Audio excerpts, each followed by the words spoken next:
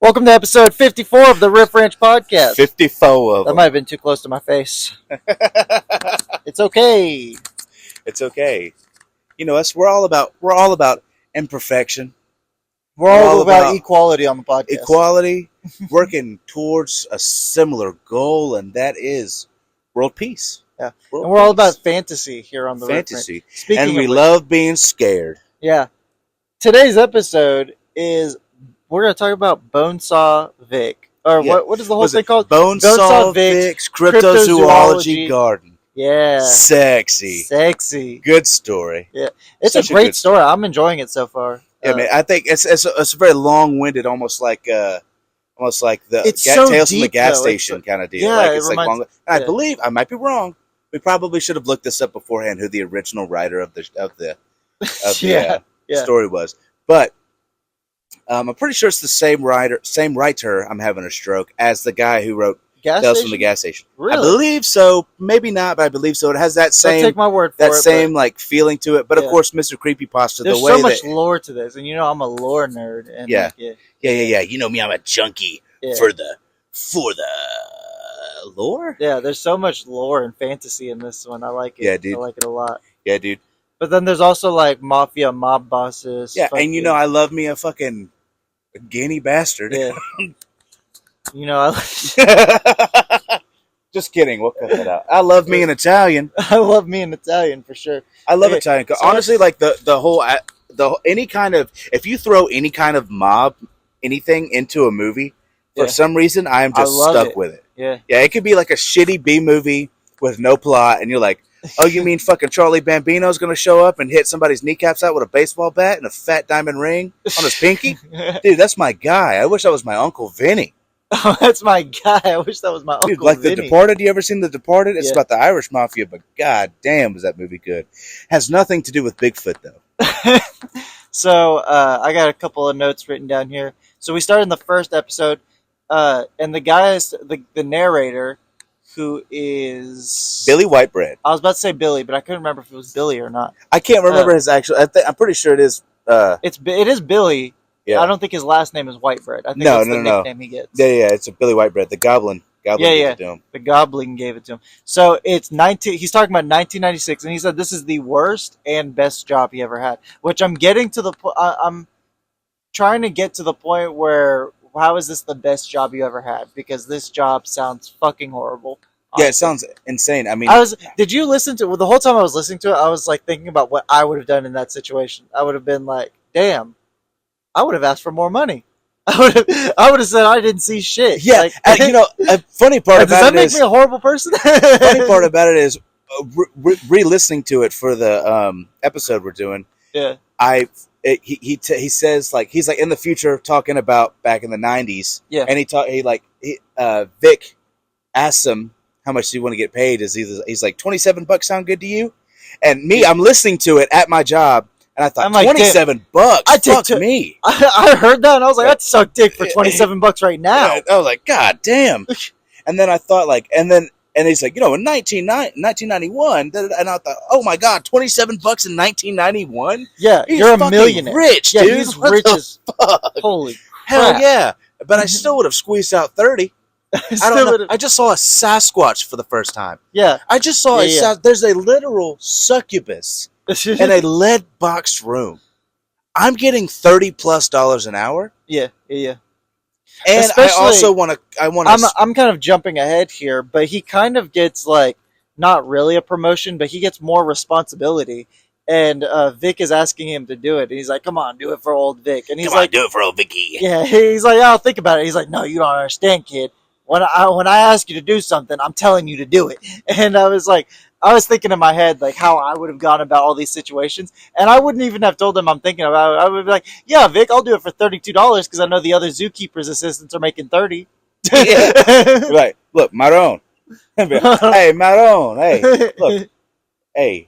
And also, I'm listening to the I'm listening to the story, and of course, Mr. Creepypasta is speaking through. We're listening to the story through the narration of Mr. Creepypasta, which is, in my opinion, one of the best narrators in the game. That but, the Dark Seminium, you got me into that one recently. But like, he says the word, and excuse me for saying it. You could block it out if you want to. I don't care. But he says mook all the time. Yeah.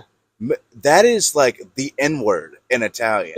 That is like, and I love The Sopranos, so I'm up to date with all the slurs that these mafia motherfuckers say. And fucking mook and mulanyan, that's what they call black people. Mulanyan means eggplant.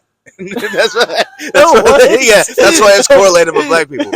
Big fat purple dicks. Yeah. You know, but I mean, that's not me being racist. That's not Mr. Creepypasta being racist. Yeah. But I do think what's in the it's story. so I think like it's so authentic. Mr. Creepypasta is such a character. Like he loves doing the characters. Yeah. I think, and like in his mind, because at some point, if you notice throughout the video, he's like, I didn't realize that. I didn't know that's what that meant the whole time. He's a couple of mooks. Yeah, he's talking about a couple of black, in which is fun. And I'm at work listening to this, and I'm like, whoa, what the fuck? That's funny. I'm like, sorry.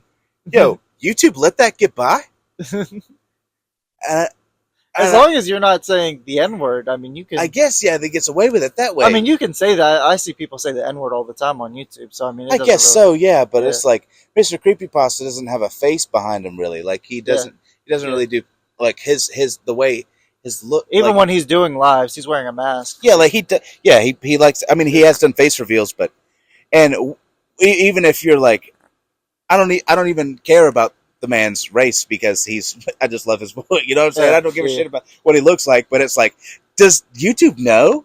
Or are they just letting it slide because he might be mixed or something? I don't know. Whatever. Anyway. Really side note. Into the story, it's 1996. He's looking for a job, and he gets a call from Boneyard Vic, who is... so he applies to a car dealership, right? He applies to the car dealership. He gets a call back from Boneyard Vic, who's the guy that owns the car dealership. And he's like, I'm not looking for anyone for the car dealership, but I'm not looking. That's what I was saying. I love how he like gets so into the character. Yeah. The Bonesaw Vic. Yeah. And he really, especially for Bonesaw Vic, like he does it for some of the other characters too, but he really gets into it. Yeah, he gets into, like, he's doing a full blown character. I mean, Bonesaw Vic is such a big character in the story. I understand. He has to do a whole personality behind, and it's just so good. And I love how you're the voiceover you're doing. It's like, hey, yo, kid. Hey, let me tell you. Yeah, let me tell you. Hey, look, I don't fucking need you over here at the car dealership, but I got a crazy thing I feel like you got to do the accent when you're doing Vic. You got to do it. Yeah. He's like, it's so much of the character. It's like, I don't know how you don't. It's my fucking cryptozoology god. It's my cryptozoology. What the fuck you want me to do? I fucking love it. That's funny. I'm sorry, continue. He gets a call from Vic, and he's like, I'm not looking for anyone from the car dealership, but if you want to come by and be a zookeeper. If you want to come by and be a zookeeper at my personal zoo. Yeah. Okay, I fucking got you. So he stops by and he's like, I'm going to check out the zoo, and I have it here. It looks like an old junkyard.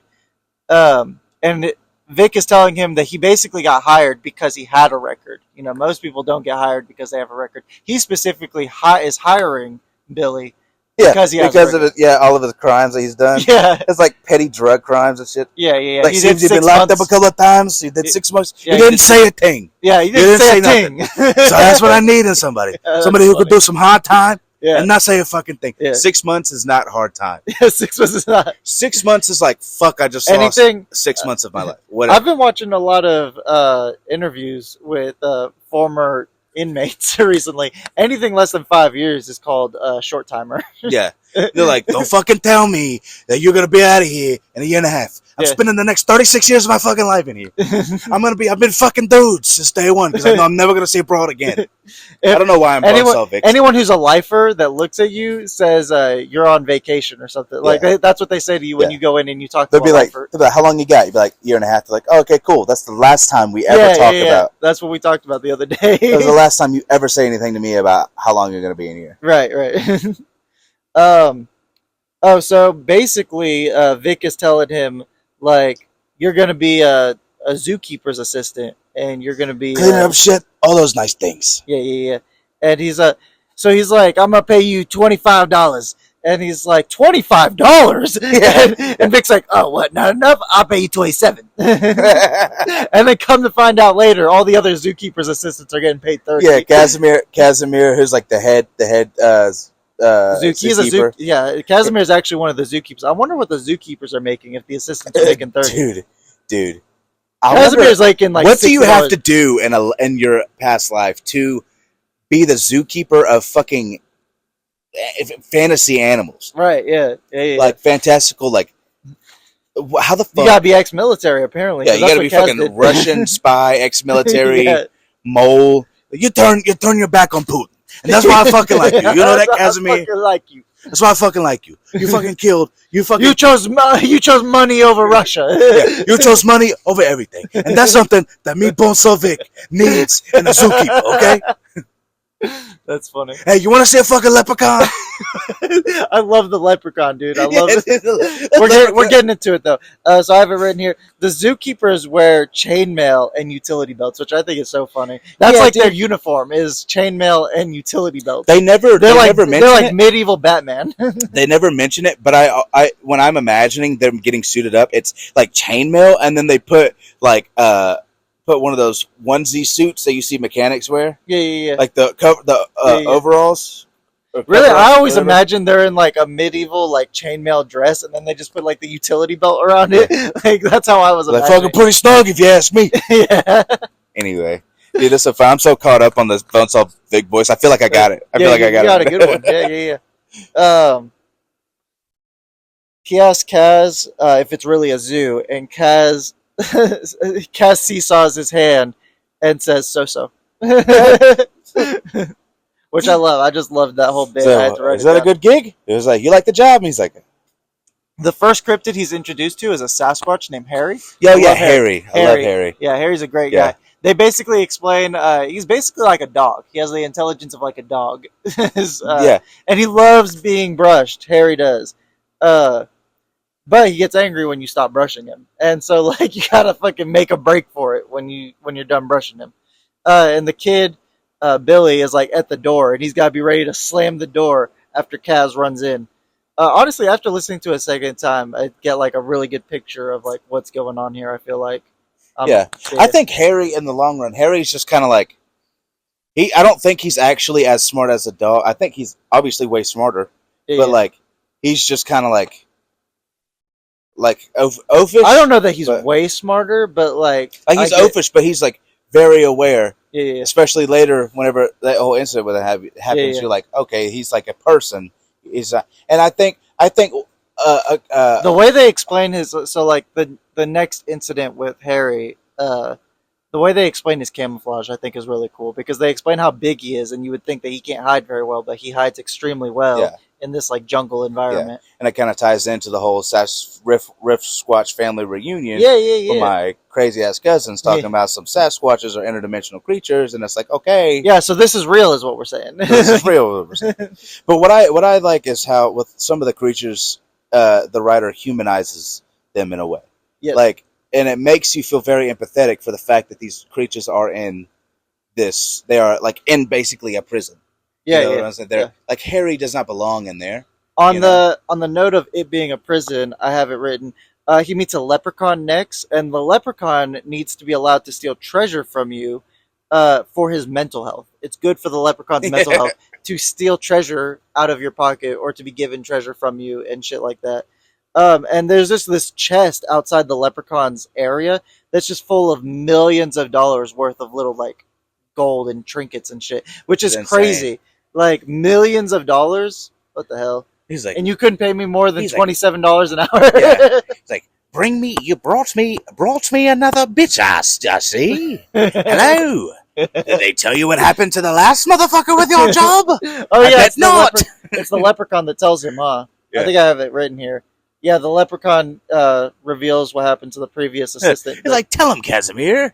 And then Casimir just runs to the door and shuts off the intercom. Yeah. And they're like that awkward silence between the two, like they're staring each other in the eye. He's like, what happened to the last guy, Kaz? Yeah. There's like the silence between the door and Kaz is just kind of like, He's like, did he die? He died, didn't he? Yeah. And he goes, and I like how even though he obviously a fucking crazy mobster is running this place, it's obviously like Area 51, but for like dirty Italians. It's Area 51 for dirty Italians. That's so fucked up. We're gonna get canceled for anything. It's me making fun of Italians. I didn't think that was possible. But Kaz, I have it written down. Kaz takes him aside and tells him that Vic called the assistant into his office and shot him dead. Shot him in the fucking chest. Yeah, and Kaz suspects that the previous assistant confided in the wrong person. That's what he says in the thing. I'm wondering. I have it written down. I'm wondering who the person was, and if we've met them already. Yeah. Like who did the previous assistant confide in? And if you ask me, you're talking to him. I'm pretty sure. You think it's Kaz? I'm gonna say who I think it is once we get to that character, but I think it's a specific character that I was telling you about. I'm pretty sure it's Kaz the whole time. You think? And then, that's gonna fuck me up if it ends up being Kaz. I'm gonna be devastated because like Kaz is his boy later. Yeah. Like once you get to the most recent episode, Kaz is his fucking boy. Yeah, he's like, you know what, kid, you're fucking all right. Yeah. But you notice I don't do a voice for Kaz because I don't think I can do a voice for a good Kaz. Russian. Because like you did very good today, Billy Whitebread. I want to thank you very much it's for not even Russian. I don't remember the accent that Mr. Creepypasta is doing, but it's not even. He doesn't even do one really. He's just like, oh yeah, kid. He speaks kid. In. It's not proper English though. It's almost like a foreigner, like some kind of foreigner. Yeah, almost like kind of broke up a little bit. Yeah. But you're right. Mr. Creepypasta doesn't really do an accent. It's kind of just like a grumbly voice like this, but he don't talk too good. But I'm still doing too much Bonesaw Vic. I'm caught in the fucking loop, kid. I tell you what. He met the jackalope named Clara. Oh yeah. Clara's a great. Clara's character. like her and Harry are like my two favorite. If y'all know, guys. a jackalope is a jackrabbit with horns. Yeah. Jackalope is just like a big ass rabbit with antlers. Yeah, they don't really exist. It's a fantasy animal. Yeah, it's fantasy. But I grew up thinking that it was real. I did too. So like the Scooby-Doo, Scooby-Doo, that's Scooby-Doo episode. The Scooby-Doo episode. Or They have like the movie with the aliens and shit. There's a jackalope in that movie, and I thought that was a real thing. And the jackalope ends up being a fucking alien dog. Yeah. Being a fucking alien dog over here. Fucking alien dog. He meets a goblin who smells like shit. Yeah, he just like festers and shit. Yeah, and I think it's so cool. He's like, I'm meeting a freaking goblin right now. Yeah, this is crazy. Look at that, a goblin. The fucking leprechaun didn't scare you. The giant musky ape didn't scare you. So I don't have anything written down right here except for Esmeralda, and I don't remember exactly what I was going to say about Esmeralda, but I will say, since I have it written down here, I think that the story is building up Esmeralda as if she's the person who was confided in by the previous zookeeper's assistant. But I think the story's building it up as if it's her, but I don't think it's really going to be her who got confided in. It would make sense because she's always with Vic. Yeah. Like she's basically his assistant. Like his But I think that's what the story wants you to think, is that it's going to be Esmeralda. Which is why I think it's going to be a plot twist and it'd be Kaz. Yeah, I definitely feel like because it's going to be Kaz. Because Kaz would have no other purpose because that's all of his. I definitely think it's going to be a plot twist, but I don't know if it's going to be Kaz. No? That would really throw me off if it's Kaz, though. Fuck it. Lieutenant Jerry. It's going to throw me for a loop, man. So he's getting the next episode starts and he's getting ready for the midnight shift. He's been working there for about, I think it's like 2 or 3 weeks at this point. And before we go to the next episode, I want to point out where Vic pulls him into the office. Oh, that's right. Like, we're gonna sit here and we're gonna talk about this, and he's going in, like Vic is doing his rambling where he's just talking. Yeah. And he's like, I know what you're saying, kid. How many people did I kill? Okay, so I got so good at it, killed so many people, and I was like, you got to dispose of these bodies somehow, some way or another. So I got a bone saw, and I would saw them up. Dispose of them wherever I needed to. That's what they call me. So I granted the name BONESAW VIC. And he's like, okay. He goes, I know what you're saying, kid. How many people did I kill? So fucking many people that I kill.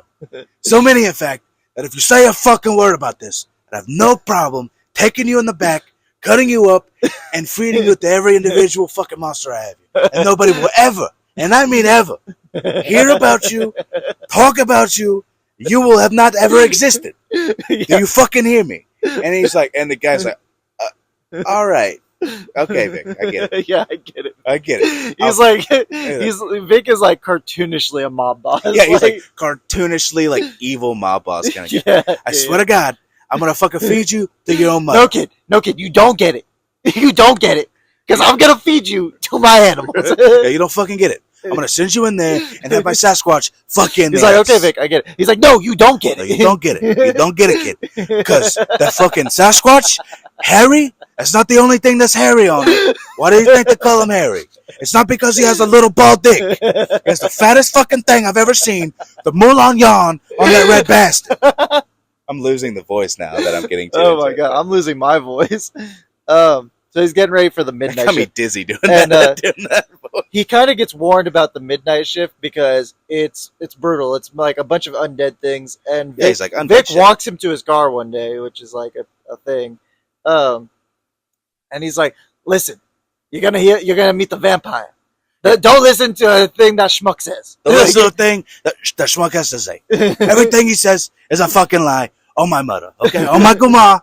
I did not do anything to this He's bastard. a fucking liar, I swear. He's a fucking dirty Irish rat. Dirty Irish. He says he's Italian. I promise I ain't a bit of pure blood Italian in that motherfucker. Okay? He's a... Never mind. That fucking Moulin Yan. I just call everybody a Moulin Yan. That's funny. Now that you know what it means, it hits a little different, don't it? Yeah. It's funny. Oh, so after Vic talks to him, it's like the first night of the midnight shift, and Kaz gets shaken because a sprite speaks to Billy. Yeah, they're smoking. They're smoking on the underneath the gazebo. Yeah, Which like there are things like it's like what's it's kind of like an locked up. outdoor area. Yeah, it's kind of like an outdoor recreational area, and there's like a little field. I imagine that'd be like the center of. He explains like walking into it. It's like a junkyard, and you kind of have to go like in through the junkyard before you actually get to like the cryptozoology shit. Which is funny because like mobsters deal in waste management. Yeah. You know, yeah, it's funny. It's like very like cartoonishly mobbish. Yeah, like, yeah. I love Vic. Vic's such a great character. It's like, hey yo, so I figured I'm listening to this whole business. story, and I'm like, yo, I'm in with you, Vic. I got you. If I'm the main character, I'm like, I'm in there with you. I don't want to shut the shit down at all. I feel bad for Harry, but you know what? Yeah. Fuck the rest of them, okay? Yeah. Hey, look, you got a skinwalker in this bitch? Vic, I'm in with you for the long term, okay? As long as I get to fuck the succubus every now and again, I'll do whatever you want. That bitch is fire. Fire.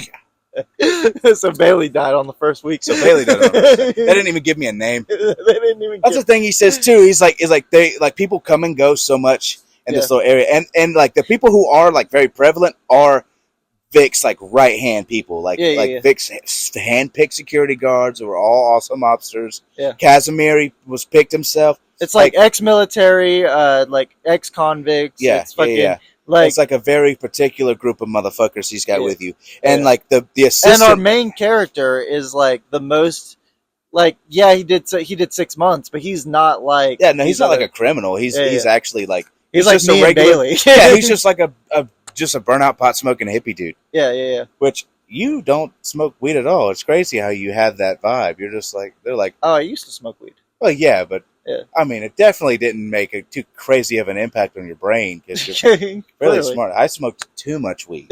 Clearly. We'll have the same conversation 7 times a week, Bailey.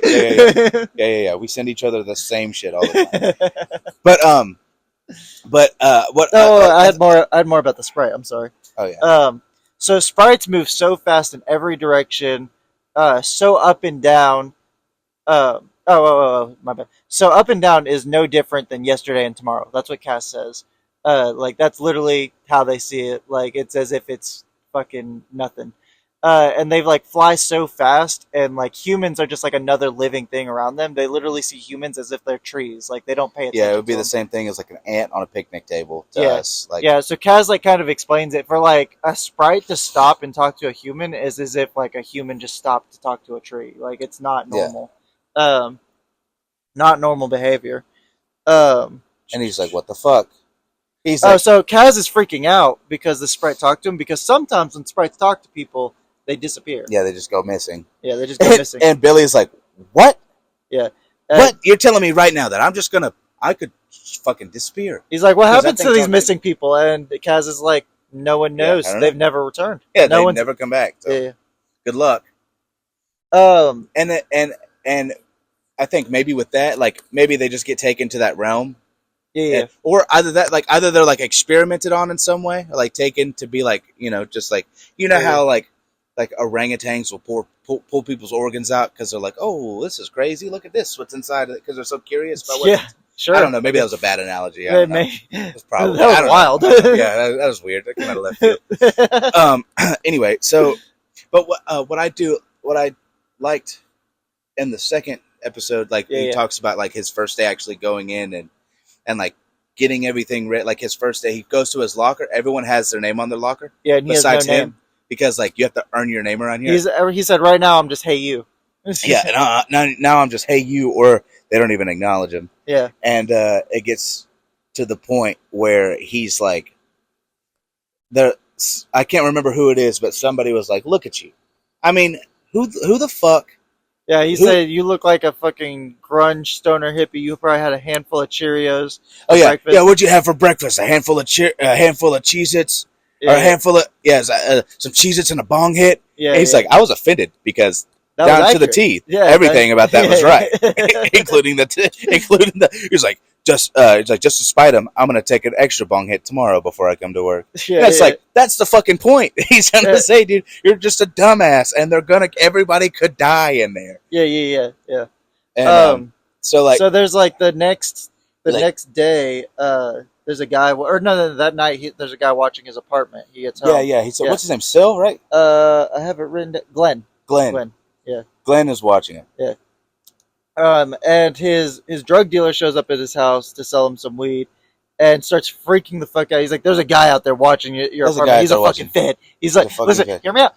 He's a fucking fed. He's a fucking fed. And he's like, and he knows. Narc. I know a narc when I see one. He knows, but he's there. Because, like, well, he notices him, like, the first night when he goes home because Vic gives him all that extra money. Yeah. Or whatever. So he's like home, and he realizes this guy is watching his house, looking up at his window. And he's like, okay, so he goes to bed clutching like all the money that Vic gave him because it's the most money he's ever had in his life. Yeah. And then like by now it's been maybe a few days, I believe, and his drug dealer comes up. So he's just used to this guy being down there. He's like, fucking hey, whatever. I work for the fucking mob now. Whatever. I work for the fucking mob now. He's just here to make sure I'm not a jackass. Oh, and so like the drug dealer leaves, and the Glenn immediately comes upstairs and comes through the doorway and slams fucking Billy against the wall. And it's like, what did he say? Who the fuck is that? Yeah. He's like, who is that? And he's like, what did you tell him? You don't understand. Glenn doesn't fucking exist. Like, yeah. Glenn doesn't fucking exist. He's like, I don't know nothing. Yeah, no social. I have no address. Like I don't exist. Your guy over there, he's wearing a fucking wire, shit like that. And he's like, what? No. And I'm gonna jump ahead because like this plot point gets solved like fairly quickly. It's a couple nights later at working at the zoo. And basically, Glenn ends up killing his drug dealer because he was wearing a wire. Yeah, Glenn was like, did some digging on your guy. Yeah. Turns out he got caught with a little bit of weight. So now he's fucking flipping on people. He was wearing a fucking wire in your house, and on the wire they hurt. You inflect like a mob boss more than Mr. Creepypasta. He got caught with some weight. He got caught with some fucking weight. Okay? He got caught with some weight. He flipped. He was wearing a wire at your apartment. Yeah. And he heard him talk about me. The feds heard him talking about me. Glenn ain't supposed to fucking exist. Yeah. Glenn ain't supposed to fucking exist. I think that's so funny. Yeah. He's like, so they come asking for questions, I'm gonna be in some real shit. Yeah. And then he's like, when the cops come looking for you, which they will, you give them this card. Yeah. You call this guy. And it's and he makes him dig his drug dealer's hole. He doesn't help. He's like, look what you fucking made me do. Look what you fucking made me do. Now you're gonna sit here by yourself, dig. I'd be 6 by 6. I'd be so pissed. I'd be sitting there like, man, I didn't have nothing to do with this. He just came by to sell me some weed, and now he just came by to sell me some fucking weed. Now I gotta bury this old hippie.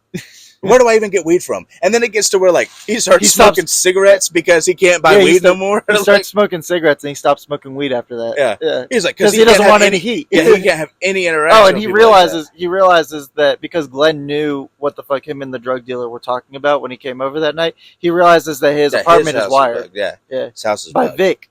Vic knows anything he says in the house.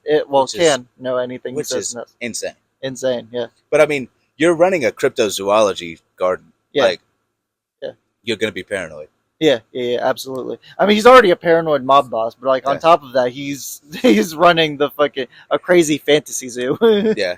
And at one point he's talking about Vickers just like casually talking about how much he makes off the garden. Yeah. And he's like, that's like $30 million right there in a weekend. And he goes, oh yeah, and I make $27 an hour. Yeah, that's crazy, and I That's make 30. crazy. That's crazy how I make Yeah, 27. yeah. And he just I love it's like I think it's like the third episode, and he's talking to Ken. It's when he starts the midnight shift. It's that night, and he almost gets caught by the succubus. He like peeks in there, and Kaz has to like break him out of it. Yeah. And he's like, "Man, and I'm getting paid $27 for this." And Kaz is like, "You're getting paid $27." He's like, "The other zookeeper's assistants get paid 30." And he's like, "Of course they do. Of course they do. Fucking of course they do."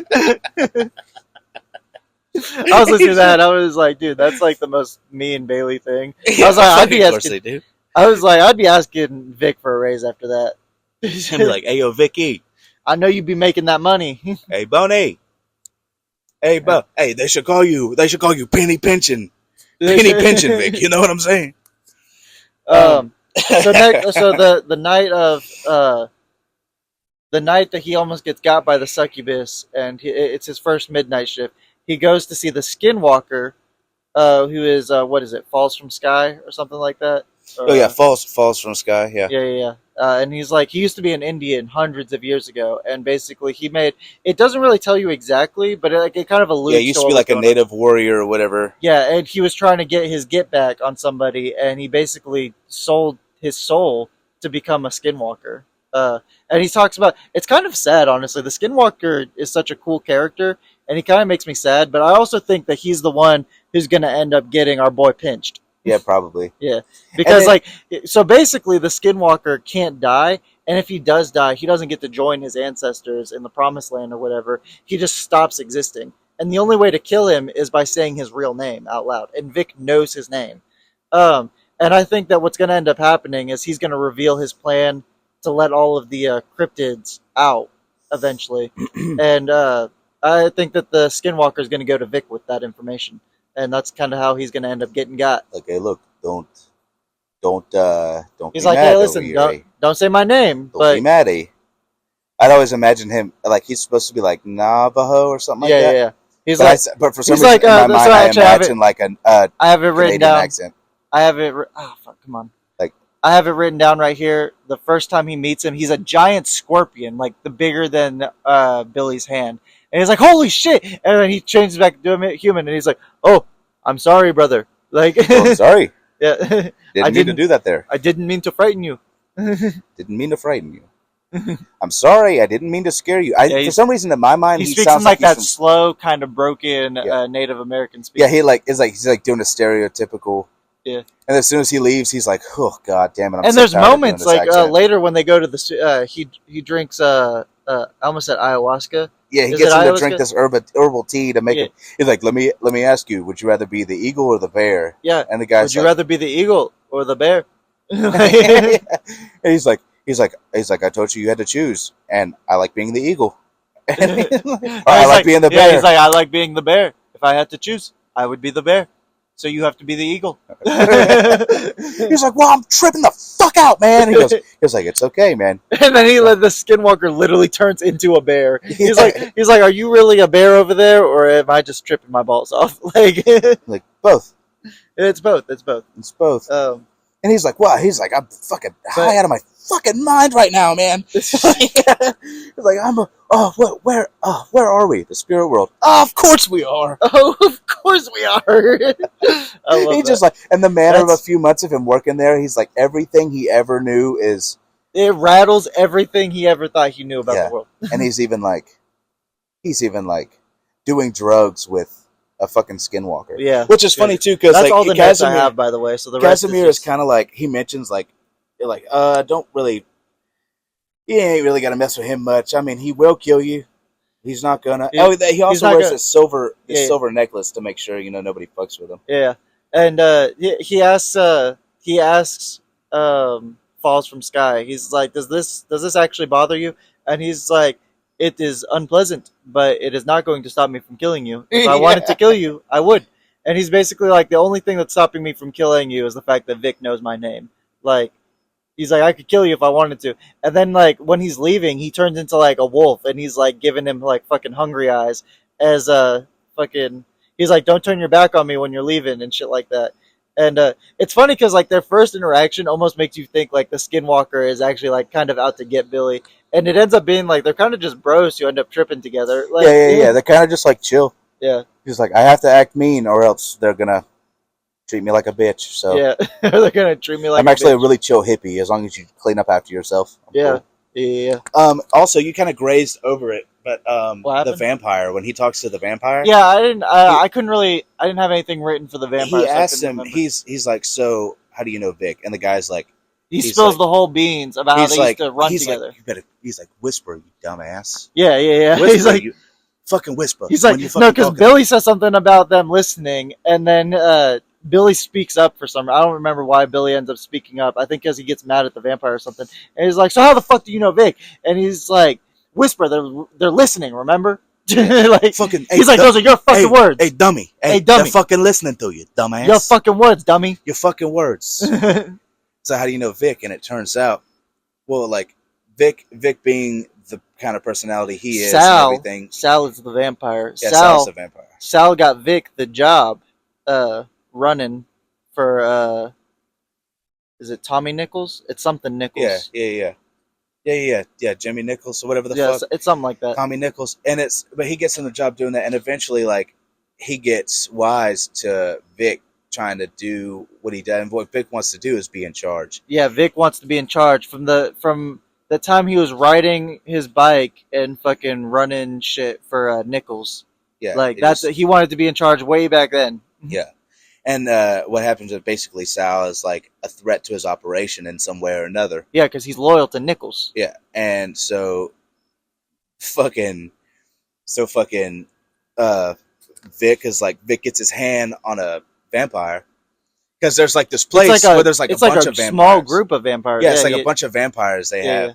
and in this building or whatever, and then he gives it to, and then he turns into a vampire, Yeah, he turns Sal into a vampire, and then basically, and which is Sal fucked is up. basically like, you know what, man, this is fucked. I really liked the lore behind them. Billy's asking Kaz. He's like, "Do we need to feed him a person? Because I'm not gonna fucking do that."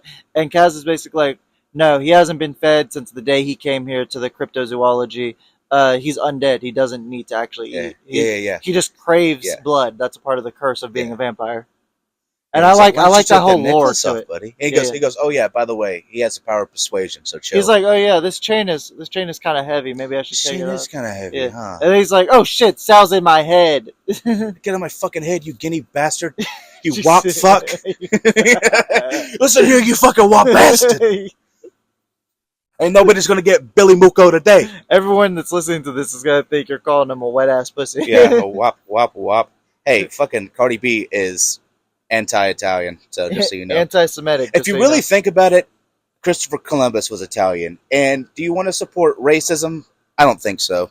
So just let me say what I want about the Italians. Let me be racist to the Italians. Their ancestors were racist enough. Anyway.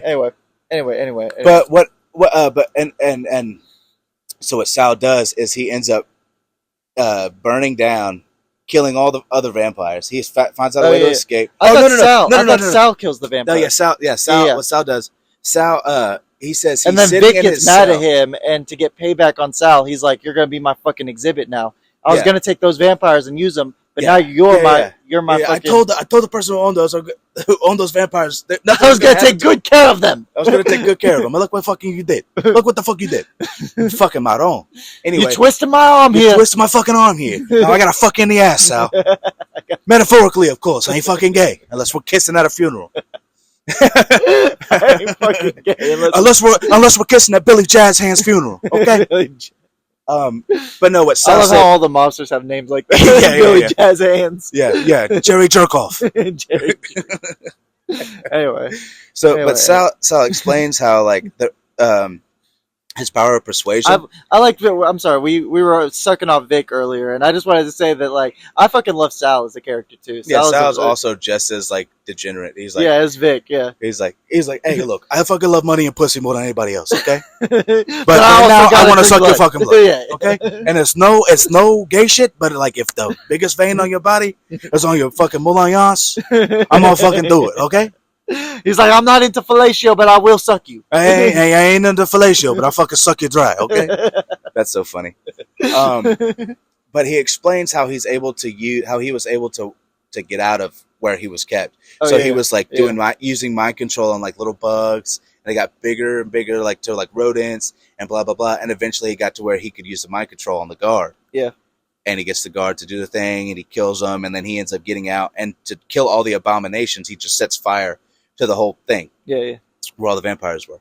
And then he changes his face, because he can change his face. Yeah, because vampires have the ability to like shapeshift and shit. So he changes his face, and he goes around, and he's like killing all these motherfuckers, and then he gets to Vic again, and like him and Vic get to tussling, and Vic is like, you fucking asshole, who the fuck are you? You fucking dick.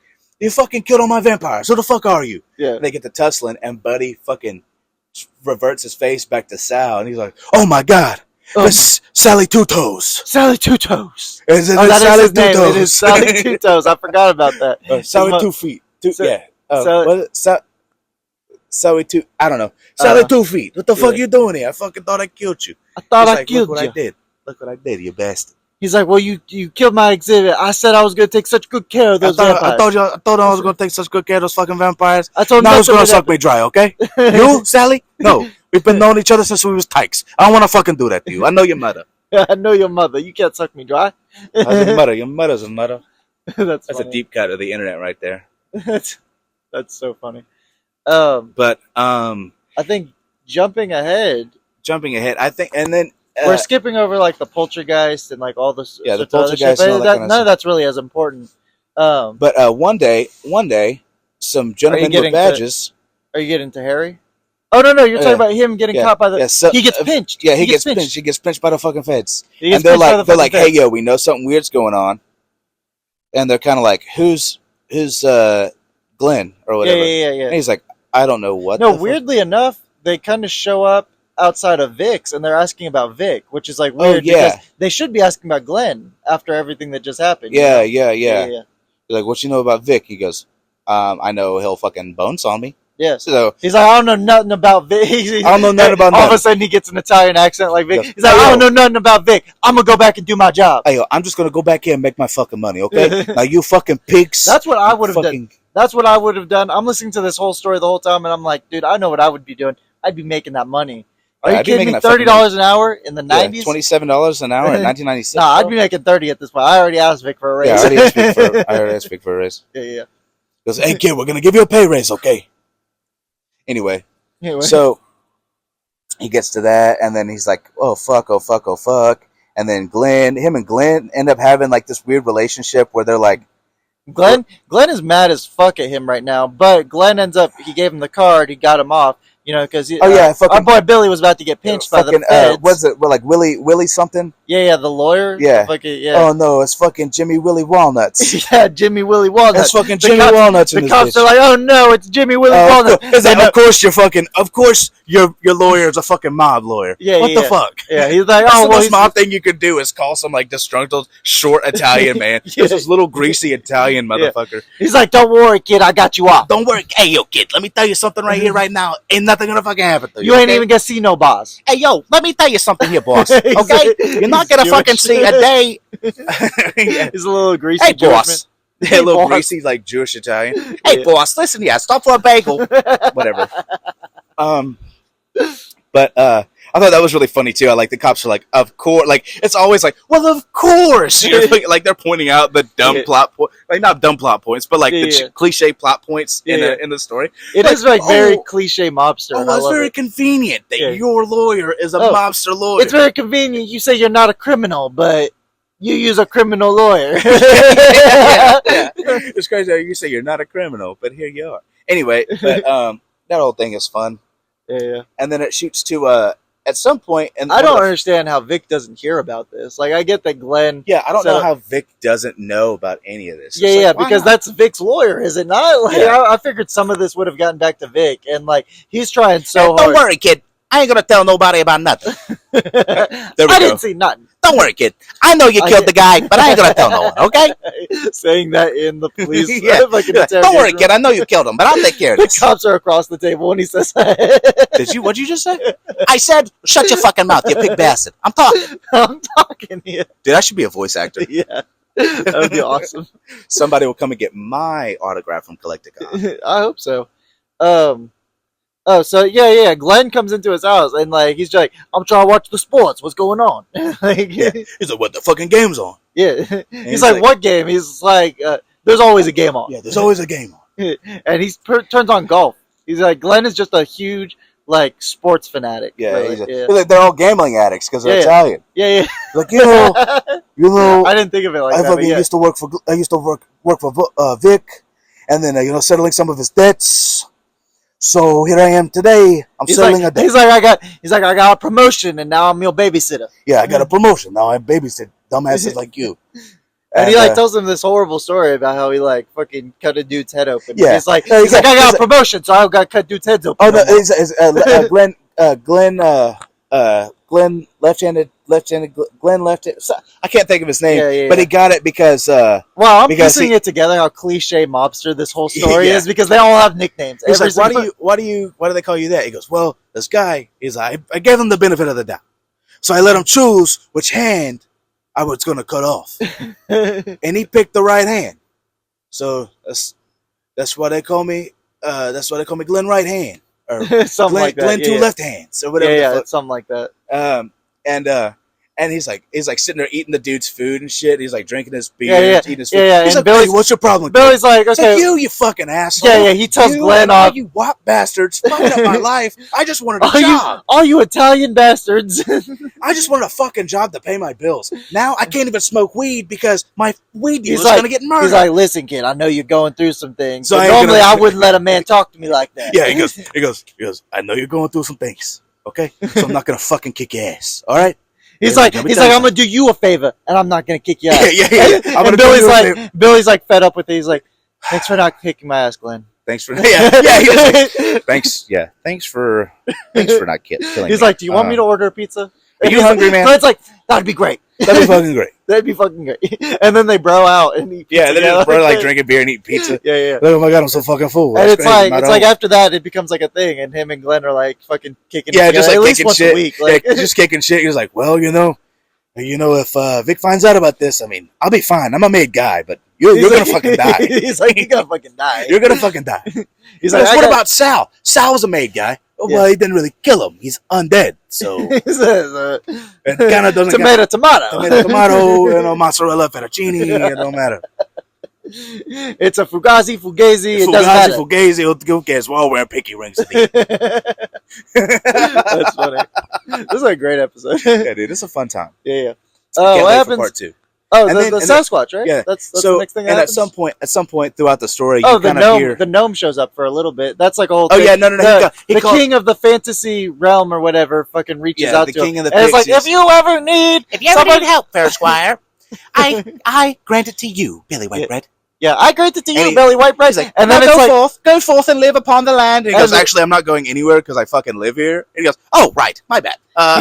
He thinks he's gonna fucking get his ass kicked. He thinks he's gonna fucking die because Glenn's a made guy, but like Billy is like, oh, I'm bottom of the totem pole. Yeah. So he's like, I'm calling to you, king of the fantasy world or whatever, and a fucking king of the fairy realm. Yeah, and a fucking gnome shows up. He's like, hey yo, don't you know it's illegal to fucking.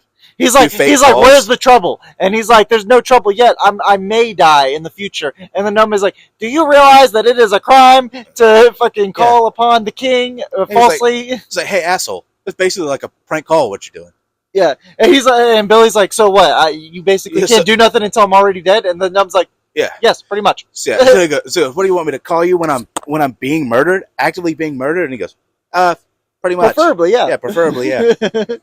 It's goddamn. That's funny. It's crazy how even in the fantasy land, bureaucracy is still in control of everything. And I'm sitting there like me being me. I'm like, hell yeah, dude, fuck bureaucracy. But Before all that other stuff happens, Kaz ends up getting fucked up by the Sasquatch. Long story short, Kaz. So there's a there's a unknown filmmaker, Yeah. and they're trying to do like this make a film of the garden so they can sell it to people who can't actually show up. Yeah. And so people are gonna pay millions of dollars just and millions for of video footage of these fantasy creatures, which you could honestly just CGI. You just like take a picture, do a rendering. Yeah. But it's 1996, so you know. Oh, I guess. You remember Hollow Man? That was a shitty movie. Yeah, you're right. Anyway, so it would be hard to fake what they got going on. Yeah, that ruined Kevin Bacon's career, so who knows what it would do to Vix. Who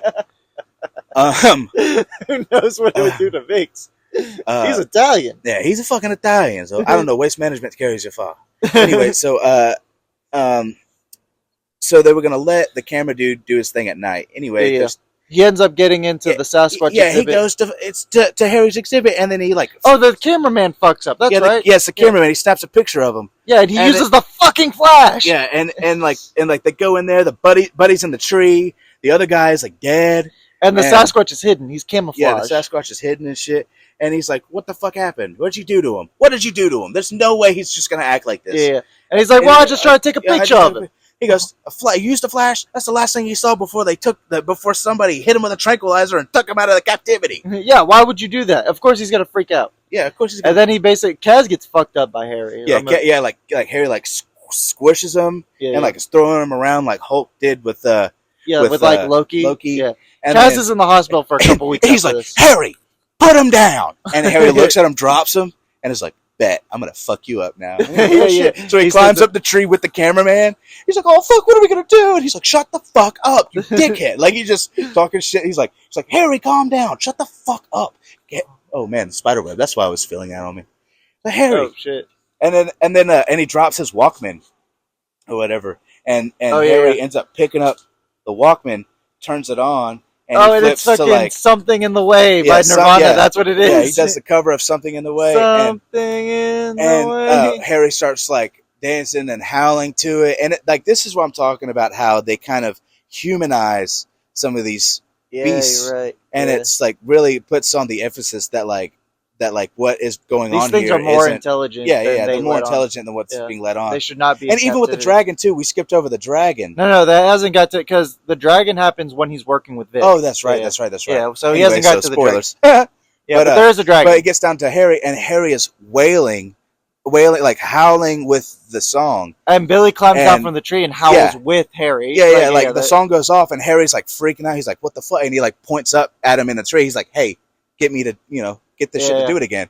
So he goes down, and he turns the song over again, and they're both singing. And then and Harry is like getting emotional, and he's howling. So they're both howling together, and it gets to where Harry just kind of swaddles down and puts his head on Billy's chest, and he's weeping, like crying, like weeping, like somebody has, like you're on your last legs. You're letting out all this emotion that you have pent up in you. You have no way to express it. And that's what I'm talking. Like that actually affected me emotionally while I listened to the story. Listening about this fake Sasquatch, big emotional. And all Billy can do is put his arms around him and like squeeze his fur and hold him tight.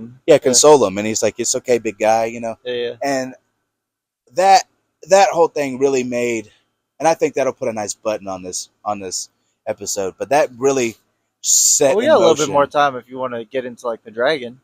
We brought do? We got a little bit more. We can do, unless you don't want to do a full hour. Oh, we still got to do an outro and shit too. So we can probably.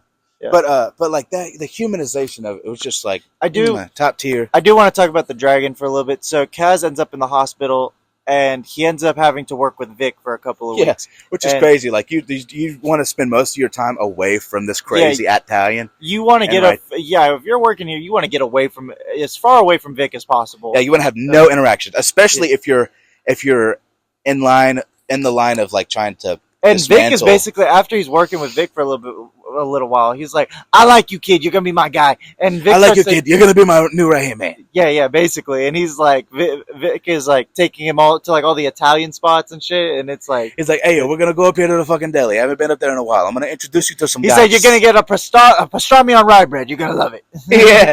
We're gonna get he actually says that you're gonna get a pastrami on rye. It's gonna be the best thing you ever had. Yeah. But anyway, like, so the first day he's working with Vic, they go in to get these dragons. He's like, don't worry, it's not no mountain dragon. It's not super fancy and nothing like that. It's not a super fancy the dragon like they got in the mountains. He's like, I would love to have a mountain dragon, but I just got a little forest dragon. It's basically a salamander with wings. It's stupid as hell. Yeah. It's basically like part worm or something. I don't know. Yeah, he's like, it's not even full dragon. And basically he goes in to feed like a half frozen goat to this fucking this dragon. And the dragon starts to speak to him telepathically. And it's like, hey, I know your plan. I know that you're trying to let all these creatures free. I'm on your side. Don't worry. Come for me when it's time, you know? Yeah, come for me when it's time. I got your back. He's like, what the fuck? He looks at Vic, and Vic is like, hey, what are you doing? Yeah, you're talking to that thing. It doesn't know what you're saying. Yeah. He's like, it doesn't know what you're saying. It's stupid. It's a salamander. It's a fucking stupid worm. What the fuck do you want?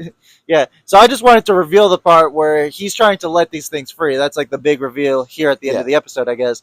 And I think we can cap it off with that. And his whole end goal after all these months of working with these creatures, he's finally like, especially after the whole Harry incident, it's really solidified in him that these things are on here. These things are sentient. Yeah, these things are sentient. These are actual these are free thinking things. These creatures don't belong here.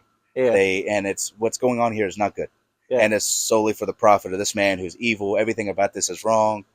Yeah. And now he even knows that he has some of the creatures on his side, like the dragon who can speak to him telepathically. Yeah. But yeah, I hope you guys enjoyed our little retelling of Bonesaw Vic's Cryptozoology Garden. Oh yeah, hit us up.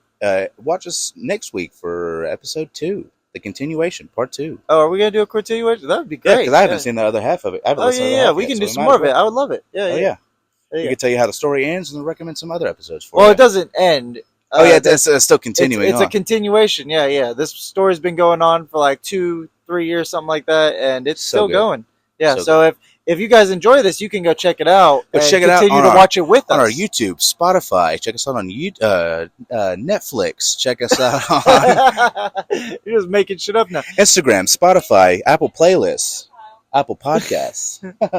Thank you guys so much for listening to the Riff Ranch podcast. This has been Kyle. This has been Bailey. If you like the episode, like, share, subscribe, comment. Any interaction at all will help us so tremendously. Please do all of that. Bye, Mom. Bye, Mom.